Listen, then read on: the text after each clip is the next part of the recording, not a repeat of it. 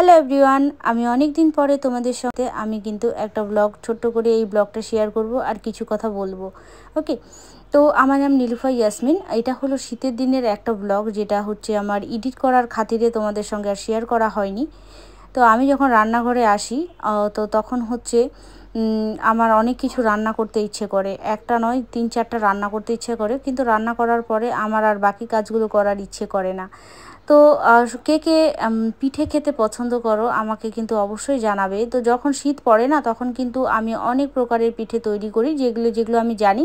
তার মধ্যে সবচেয়ে বেশি যেটা করি সেটা হলো এই চুষি পিঠে অনেকে বলে, অনেকে আবার এটাকে বলে দুধ পিঠে। তো এই পিঠেটা আমার বাচ্চাগুলোও খেতে পছন্দ করে, আমারও কিন্তু ভীষণভাবে পছন্দ। বানাতে বানাতে যখন আমি হাঁপিয়ে গেছিলাম, তখন কিন্তু আমি এরকম গোল গোল করে নিয়েছিলাম। তো অনেকে হয়তো ভাবো যে হচ্ছে আমি হয়তো যেহেতু আমি একজন লাইফস্টাইল অ্যান্ড ফিটনেস কোচ, আমাকে অনেক কিছু, অনেক মানুষের দায়িত্ব নিয়ে আমাকে কাজ করতে হয়, অনেক মানুষকে ওজন কমানো, ওজন বাড়ানো নিয়ে রেজাল্ট দিতে হয়, নিজে সুস্থ থাকতে হয়, ফ্যামিলিকে রাখতে হয়, তার সাথে সাথে মিটিং ট্রেনিং এদিক ওদিক যাওয়া, প্রত্যেক মাসে আমার 2 মাস অন্তর কোথাও না কোথাও শিডিউল থাকে।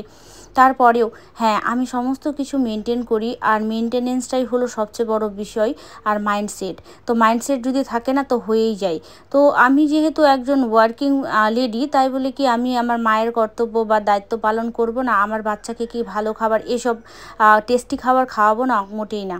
তাদেরকে হেলদি ওয়েতে আমি সবসময় খাওয়ানোর চেষ্টা করি। এগুলো কিন্তু আজকাল কিনেও পাওয়া যায়, এই পিঠেটা হয়তো নয়, কিন্তু অনেক কিছু পাটিসাপটা এটা সেটা, বাট সেগুলোর থেকে বাড়িতে শীতের দিনে বাড়িতে রান্না করে খাওয়ানোর মজাটাই আলাদা, তাই তো? তো কবার আর কিনে খাবো, বা কতবারই বা বাইরে থেকে কিনে নিয়ে আসবো? তো নিজের যেটা শেখা সেটা সবচেয়ে বড় ব্যাপার। তো আজকে আমি চুষি পিঠেটা তৈরি করলাম। হাজব্যান্ডের কাছে সকালে অনেকটা আমি দুধ এনে নিয়েছিলাম, তো যাতে অনেকটা বানাবো, কারণ বাচ্চাগুলো ভীষণভাবে পছন্দ করে। আর হালকা আমি এখানটায় গুড় অ্যাড করেছি, জাস্ট অল্প একটু গুড় অ্যাড করেছি, যেটা হলো খেজুর গুড়। আর হচ্ছে তার সাথে সাথে শুধু আমি এটাই রেডি করব না, আরও কিছু জিনিস রেডি করব, যেটা আমি তোমাদের সঙ্গে দেখিয়ে দিব। তো চুষি পিঠের রেসিপি হয়তো আলাদা করে আর দেওয়ার প্রয়োজন নেই, কিন্তু কম বেশি হয়তো তোমরা সবাই তৈরি করো এই পিঠেটা। তো এখন যেটা তৈরি করব সেটা হলো মালপোয়া। তো শীতের দিন কিন্তু সবার বাড়িতেই কিন্তু পিঠে হয়। তো অনেকে আবার পিঠে খেতে পারে না, বুক জ্বালা হয় বা অন্যান্য সমস্যা হয়। তো আমার বাড়িতেও সেম সমস্যা ছিল, বানালে আগে হাজব্যান্ড প্রচণ্ডভাবে বিরক্ত হয়ে যেত। এখন কিন্তু আমার হাজব্যান্ডও খেতে খুব পছন্দ করে, কারণ যখন থেকে হেলদি লাইফস্টাইল লিড করা শুরু করেছি বা বুঝতে শিখেছি, বিশ্বাস করো এখন কিন্তু আমরা কিন্তু সব কিছুই খাই, এখন আগের থেকে আরও বেশি খাই। কার কার পিঠে খেতে ভালো লাগে তোমরা কিন্তু অবশ্যই আমাকে জানিয়ে যেও। মা, কি হলো? দাদা, তুমি এত টেস্টি টেস্টি খাবার বানাও, দাদাকে তো এগুলো দিই না। আমাকেও দাও না। তুমিও খাবা? পরে খেও, একবারে হয়ে যাক সব কটা, তারপরে খেও। এখনই খাবো। এখনই খাবা তুমি? আগে বানাতে দাও। ওকে ছোটগুলো দাও। ছোট্টগুলো দিব, তবু দিব। रुको जरा, सब्र करो। गरम है। गरम है? ठीक है, बाटी में दे रही हूँ। अबे दो ना बाटी में दे रही हूँ। একটা তো খেলাম, আরেকটা দাও না। অনেক টেস্টি টেস্টি। তোমাদের খালি টেস্টি টেস্টি খাবার লাগে না?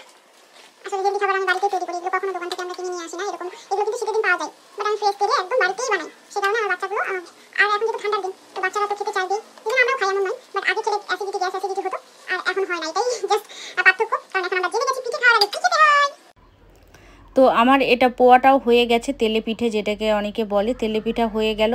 আর তারপরে এখন আরেকটা জিনিস, যেটা হলো আমি এইখানে বানিয়েছি ওই রস পোয়ার মতো বানিয়েছি। তো আশা করি তোমাদেরকে আজকের ছোট্ট ব্লগটা ভালো লাগলো, অনেক দিন পরে শেয়ার করলাম শীতের দিনের ভিডিও। আমি গ্রীষ্মকালে আমি শেয়ার করলাম তোমাদের সঙ্গে।